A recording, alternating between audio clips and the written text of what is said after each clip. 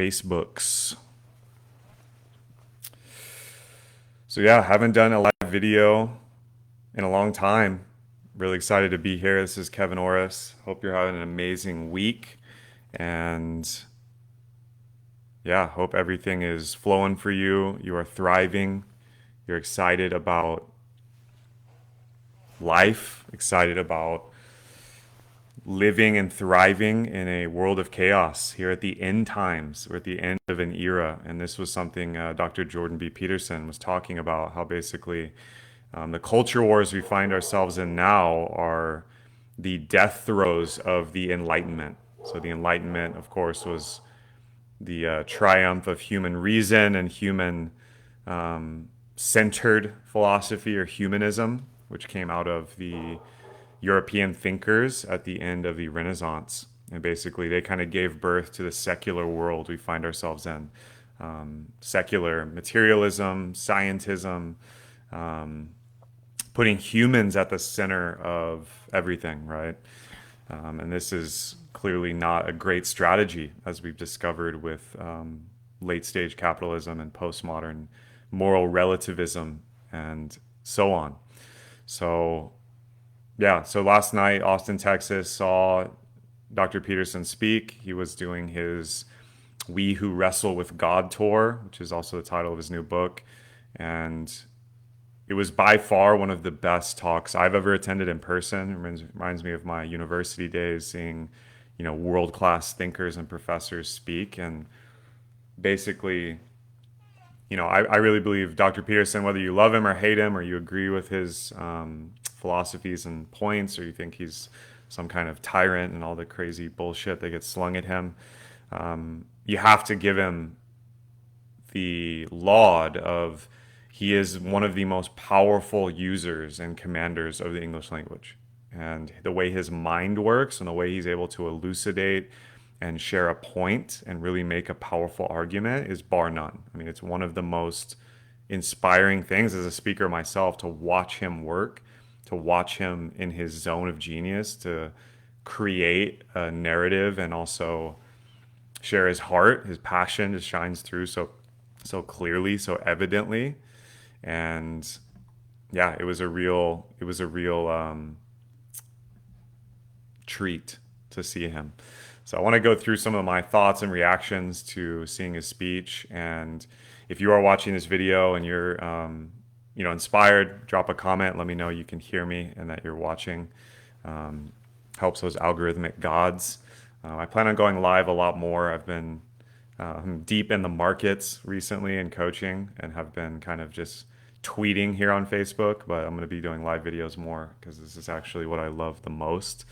But anyway, so he kind of started his talk saying that, we who wrestle with God, right? With this is it's actually a translation from the Bible, the Aramaic, where Israel, which by the way is Isis, Ra, and El, three ancient names of God. One of the ways to translate this is we who wrestle with God. So wrestling with God is basically not fighting God, it's contending and, activating your agency, your free will with reality, right? And striving to be your best self, to manifest your best self. That's what wrestling with God is in this sense, not fighting God. Now, certainly there are people who actually are trying to wrestle with God and fight him or her. And these people don't end up very well. See Cain in Genesis. So he kind of opened his talk by sharing that we are at the end of the Enlightenment, right? So the Enlightenment era of secular humanism, scientism, the birth of reason, and that dominating all science, technology, economics, that age is ending.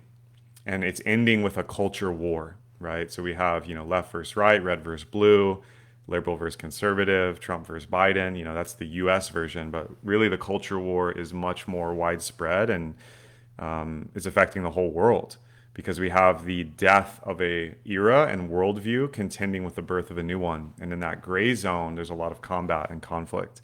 And unfortunately, the woke, victimized, very much, perpetrator slash savior culture is perpetrating a lot of the culture war itself, which is all about canceling people. It's about slinging slurs and all these ideas that people, who don't share your views on monetary policy or economics or, rights of certain groups, whether they be gendered or a race or an ethnicity, you're pilloried or burned at the stake. And his kind of core argument he started his talk with was basically, this is not good sense making. This is not actually going to achieve anything other than more suffering and confusion, right? Why is there a culture war? Why is there such a impulse to strive to understand reality right now and make sense of all the crazy things that are happening? Well, when you start trying to tear other people down and you attack them, you don't create harmony. You don't create understanding. You don't let the wisdom pass from lips to ear of your fellow human beings, which, by the way, you share much more in common with them than differences. You don't share as many differences as you share similarities with your fellow man, with your fellow woman. Now, he goes on to explain how basically your aim, the kind of cliff notes here, is that when you aim at something, that's how you orient yourself in reality. And you should be aiming at the highest goal you can conceive of for you personally, whether that's a business, whether that's a family, whether that's your art, whatever. You should be aiming at the highest good, because when you do that, you wire yourself to experience the positive emotions that are going to get you there. Also, what you aim at depends on what you see. And this has been proven through robotics and AI models as they try to program artificial intelligence to perceive the world correctly. And also, you can see this with men and women who are striving for something, whether they're artists, entrepreneurs, etc. You see this a lot in the coaching industry. What we aim at changes how we see the world. So if you're aiming at a win at all costs mindset, which is kind of the Wall Street old hat game A capitalism. So if I win, everyone else has to lose. If I make money, everyone else has to lose money. I need to take it from them. When you look at the world that way and set your aim that way, which a lot of people do just naively, not even with bad intention, it's just what they've been taught, that colors your perception of reality and how the world looks to you. So you'll see opponents and enemies instead of allies. You'll see challenges and crux of like climbing and fighting and combating when you aim at that. When you aim at self-sacrifice and individuation and take the hero's journey to slay your own dragons and demons and manifest your heart's purpose in alignment with God and nature, you see a very different world. So that was kind of his core thesis in the first hour of the talk, which he goes in depth with about how what we aim at determines what we see, what we can literally perceive about reality, which I thought was so fascinating and so true if you take your own life and apply this. Because you can imagine whatever you're aiming at, your goals, your short-term, long-term vision for reality, that completely determines what your brain ignores and kind of just moves out of your vision and your sense making versus what you take in and actually create with, right? So what can you create with? What are your resources and availabilities? Who's your community, your tribe, your partner, even your love? That's all going to be determined by what you're aiming at. So a lot of the struggle in the world, especially with young men, which obviously Jordan Peterson speaks a lot to men. I would say the majority of the people at this talk were men, although there were a lot of women, partners of men, and even, single women that attended. What you're aiming at is extremely important as a man, as a heroic stance towards life. If you aim at the highest good, which he of course invoked Christ, because he's using the Bible archetypally to make a lot of his points. But you can look at this from anyone. You can look at Luke Skywalker, Harry Potter, Frodo Baggins. These are characters who resisted the call, went on the hero's journey, and their heroic self-sacrifice. It's not that they were the strongest killer or the most economically viable, but they were the most willing to sacrifice for the good of themselves, their loved ones, and their community, and therefore reality, being. And when you make this aim, it is hard and the road is long, but you have the best outcomes. And nature itself conspires, you could say God himself or herself conspires and orients around you to help you achieve that. And of course, he invoked the story of Cain and Abel in Genesis, where, Abel is making the proper sacrifices as a shepherd to the best of his ability. He's offering his best, and Cain is bitter and resentful because he's not offering his best. He's flirting with the spirit of destruction and enmity, right? And he asks God, like, why is this not fair? Why am I not succeeding as my brother is? And he tells him, it's like, because you're not offering your best. And there's a beautiful like correlation in his talk about how Cain and the mindset of Cain, the offspring of Cain, is informing the woke culture, right? So woke culture worships victimization. So the more of a victim you are, the less power you have, the more powerful you are in that mindset and culture. Because you want to tear down the power structures, you want to tear down inequality, which of course is a noble act. All great leaders speak up against tyranny and slavery and inequality. But that's not how the woke and the we say left, like there's woke people on the right. This isn't necessarily political. This is a cultural phenomenon. When you worship the victim and raise the victim to the place of the heroic consciousness, which is much more about self-sacrifice, the victim is often about self-aggrandizement and self-centeredness, right? It's all about me. My trauma is the only thing that matters. Everyone else is wrong and bad, and here's why. And then you have all these people, rah, rah, rah, pedestalizing these people or these groups, whether it's, the trans movement, whether it's certain ethnicities or certain countries. Ultimately, it's a value neutral space. Like, you don't have to side with one or the other. You can see the pros and cons of each. But victimization in and of itself is a path that leads to bitterness, resentment, and seeing your fellow man as obstacles or opponents. And unfortunately, this is hell in the archetypal sense. And Dr. Peterson went on at length about this, about how basically you live in hell. Hell isn't somewhere you go and you die. Hell is now if you make the rule of the self, of the immature ego, the center of your action, the center of your motivation. And this is extremely detrimental right now. And unfortunately, the youth crisis, with TikTok culture and media culture, and also with young men who unfortunately have lost father figures, and there's very much a lost generation happening right now. Their inability to take on the burdens that they've been given by moving through resistance to give their unique gifts has made them bitter and resentful, which makes a, dare I say, as Nietzsche did, which Peterson's very influenced by, a slave morality. So there's a slave morality inherent in worshiping the victim culture that a lot of the woke and cancel culture loves. And I'm not saying that some of the grievances that woke culture is bringing up, things like the Me Too movement, there's very real grievances they're bringing up, and there's validity to them. And I'm not saying that they're bad or wrong. There's a lot of good that has been done by exposing corruption and exposing the abuse of power. But the issue becomes when you make that your rallying flag, when you make that your banner, you're going to have a bad time, right? And so he goes on about this and basically arrives at, a developmental psychology.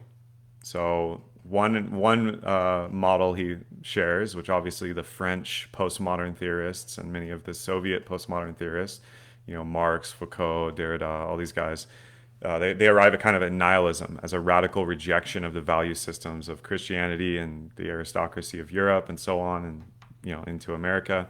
And basically this becomes about, well, nothing matters. There's no meaning. Okay. So if there's no meaning, then I can just determine whatever meaning I want, right? And this gives birth to moral relativism, which is extremely dangerous. And we see this at play in our culture today. Basically, it's a radical subjectivity. So it's like, I'm the judge, jury, and executioner of what's important, right? So I can change my identity at any time. I identify as a cat, meow. You have to see me as a cat. If you don't, you're committing a hate crime. It's a silly example, but it's very real and happening apparently. Radical subjectivity is one of the most selfish and nihilistic things you can do because you make it all about you. And if nothing has meaning, and this goes back to where you set your aim, if you don't set your aim high and strive for something with a vision and a goal, then what happens is you can't experience positive emotion because our psychology and neurology is wired to give us that dopamine, that serotonin, those happiness hormones and motivational hormones when we have a goal in relation to moving towards it. So when you have a nihilistic viewpoint of the world, which unfortunately a lot of people in the culture war right now do, there's no meaning, we ascribe meaning, whatever, you won't experience positive emotion.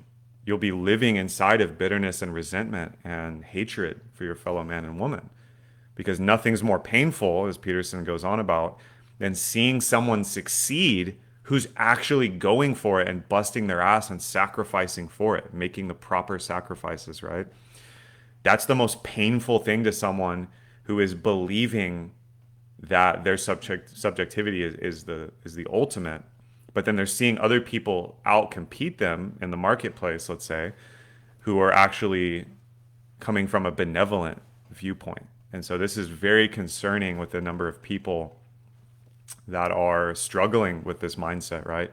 And so the next tier up that he discussed was, hedonism, basically.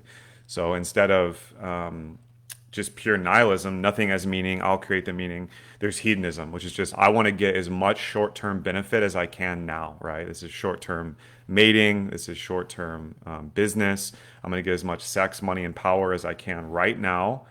The consequences be damned, the future be damned. And he made the very beautiful correlation with, the work of Piaget and many developmental psychologists that, this is the mindset of a 2-year-old.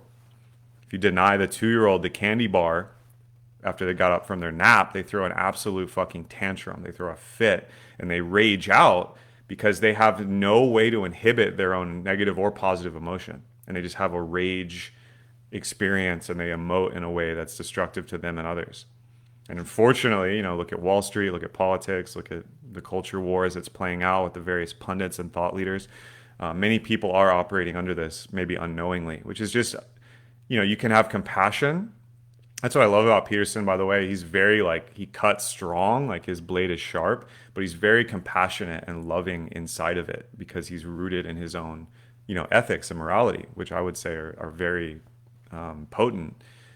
And you have compassion for these people because it's not that they're evil people, it's that they're developmentally retarded, in the technical sense. They've retarded their growth. They're not maturing at the proper rate, largely due to the being a product of the society and culture that incentivizes that to seek short-term gain at the expense of long-term. And so when you do this with relationships, with masculine feminine relationships, you end up alone because you treat everyone and thereby yourself as a short-term partner. And you end up alone. No one wants to be with that person because there's no reciprocity or trust or relationship building. If you do this economically, you'll make a bunch of money and maybe you achieve all your material aims, but at the sacrifice of a larger vision and benevolence towards your community, which you're embedded in. So therefore your reputation will suffer. People don't want to do business with you. They don't want to do commerce with you. And so the hedonism way is also not the way, but this is a natural evolution from nihilism if you've lost your mooring in terms of culture and civilization. And then we move on into, what should be the aim and the goal, and it's voluntary self-sacrifice. If you can make the proper sacrifices now in terms of health, wealth, happiness, love, sexuality, your community, and inhibit your base animalistic needs, and sublimate that in service to the community to create great art, to create great structure, creativity, commerce, money, finance, love, protecting the vulnerable and weak, serving a higher purpose, in this case, God, which is the ultimate source of being, whatever you relate to God as, you succeed and you stimulate the flow of positive emotions and experiences. Let us call them synchronicity or meaningful coincidences in your life. Things seem to work out for you in a beautiful way because you have taken on the cross like Christ, or whatever your favorite heroic figure is, a benevolent leader and figure. He invoked Abel, he invoked Moses, Christ, these various characters in the Bible, which is a very powerful archetypal text, obviously. Its historical accuracy, we don't know, obviously, but that's, up for you to decide what you believe.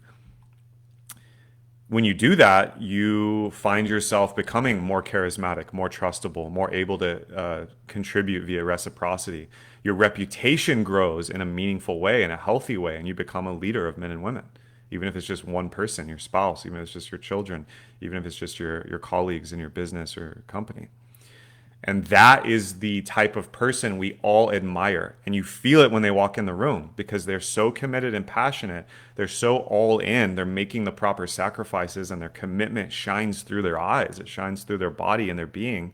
They're embodying the highest aim, which is I will sacrifice now my lesser self or my small self, let's say, to create more benevolence and abundance for the community, right? And that's the kind of core of the hero's journey, as Jung and Campbell and many others have laid out. And Peterson, waxes poetic on this. It's going out into the world, facing the suffering and the cruelty of the world, and being broken by it. Your heart will be broken, but you continue in a way anyway, and your sacrifices bear fruit. You provide for your community. You father and mother children in a good way. You mature psychologically. You become an integrated individual. And that is the archetypal pattern or hologram that if all individuals are doing their best, not everyone will meet the mark because we all have different skills and gifts. So not everyone needs to be some leader or prophet. But if you do that in your own small way, you make the world a better place, which is what everyone wants at their core. Even the people that we would see as evil or negative service to self type people, which remember, he points out psychopaths are only 4% of the population because it's not a good evolutionary strategy. When you burn people and you break covenants, you break trust with people, you have to be a wanderer, like Cain is basically. He's cursed to be a faceless wanderer because, he even says to God, my punishment is too much to bear. He basically is erased personally and is forced to wander because no one will have him. No community or standing group will have you.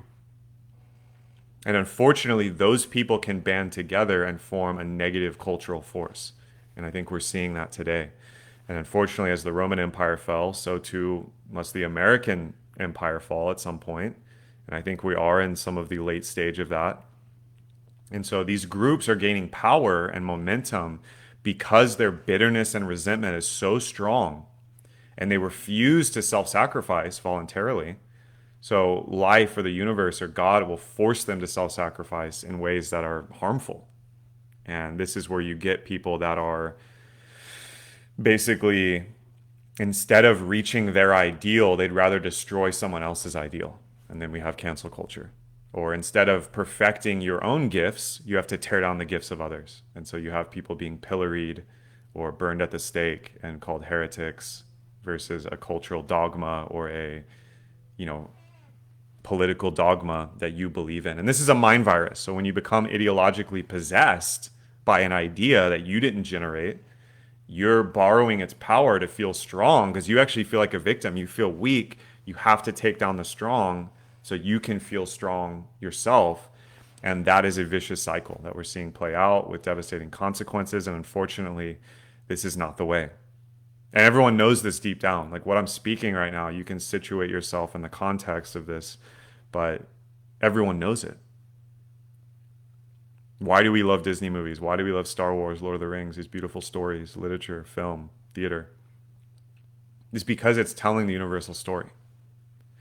And because we've lost this in the West, that's why the culture war is happening and the death of the Enlightenment or pure rationalism, the death of materialism, the death of scientific religiosity, right?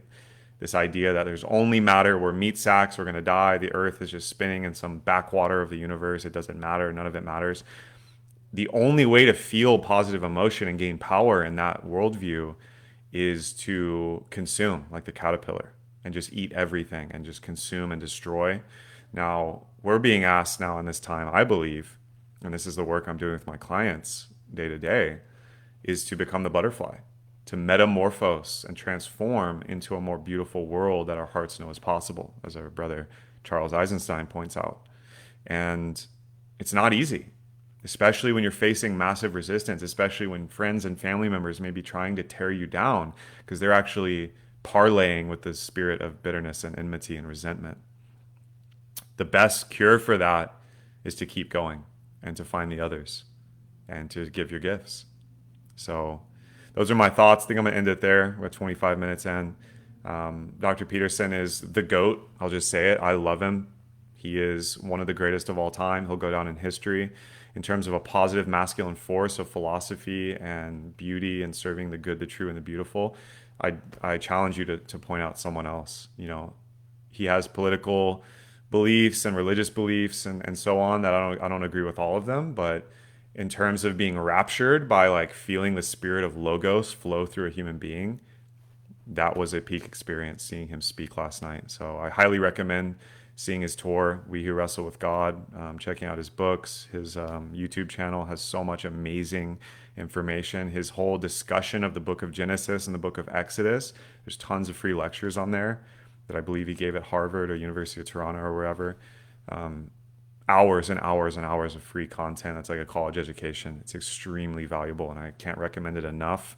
I'm so grateful to be living in a time where men like him exist and seeing, this is downtown Austin, by University of Texas campus, just like roads closed down, thousands of people flocking to see this man from all stripes, from the left, from the right, men and women, all ages. Is because he's speaking to something that resonates and is needed at this time, in a time where the old models and modes are being destroyed and there's a destruction. There's a simultaneous creation that's happening, and we have to make the new myths, and we have to really jump into our power and potency as leaders. And that's kind of the call to adventure we're all experiencing now. Spoiler alert, love wins. Love is undefeated. God is undefeated. So there's no reason to have anxiety about the world right now. Anxiety can be powerful, though, because it can motivate you to get clarity, to speak into what's true for you and your core slice of the cake to eat and move with. And that's what I would recommend to myself. All of this I'm saying to myself, but this is exactly what I do with my clients when I work with them and provide a mirror and a space to create vision. What you're aiming at and your vision is what matters most. You may fall short of it for years, but the journey of aiming at it is the most powerful thing and the most beautiful thing. And we're seeing that today with those that are taking the path, taking the walk. And I salute you if you're doing so. If you've loved this video, smash that like button, hit share, drop a comment, and tell me what you think on these thoughts, even if you disagree, if you have criticism, if you have pushback. I'd love to hear it. Big love, y'all.